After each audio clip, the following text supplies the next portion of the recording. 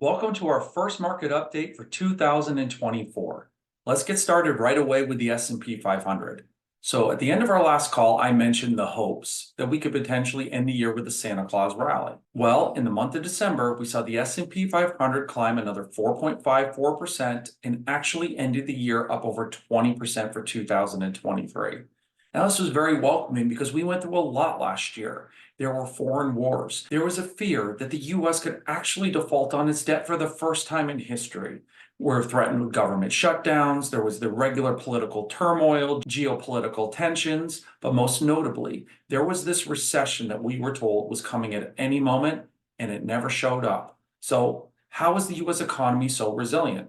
Well, there are a number of key factors to this. Number one, technological advancements. 2023 was the year of generative AI.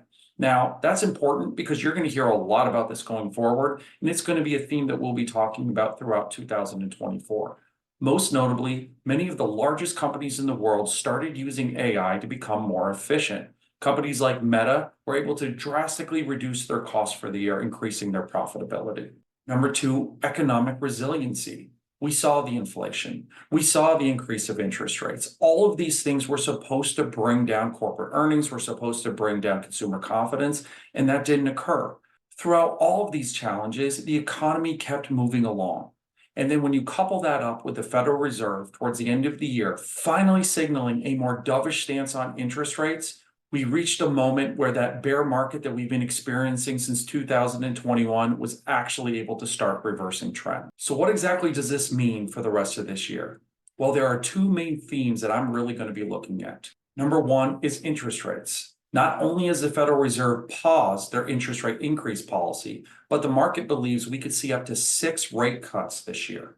Okay? Now, this is generally very positive for stocks, but most notably, those bonds that you had that really struggled in 2022 started to see a rebound in 2023, but could further pick up positive momentum throughout the rest of this year and could actually be a great portion of your portfolio from a risk-reward perspective. So for all of you who have been sitting in cash and money markets enjoying those higher rates, this may be a good opportunity to start shifting that into bonds or into CDs to lock in some of these fixed rates, as your money markets will start to see a declining yield as these rates begin to back up. Number two, technological advancements. I have been really watching these generative AI programs and have been blown away from where they started at the beginning of 2023 to where they ended. We have to remember, these programs learn on their own. So the growth that we are starting to see in this space is going to be exponential each year. So it's something we're really keeping our eye on from a business efficiency standpoint, but also for future investing. So you may notice throughout the rest of the year that declining rates in fixed income investing, along with AI, could be some of the themes that we continue to revisit. As always, please do not hesitate to reach out if you have any questions. Keep your eyes on these videos and have a wonderful start to the new year. Thank you and take care.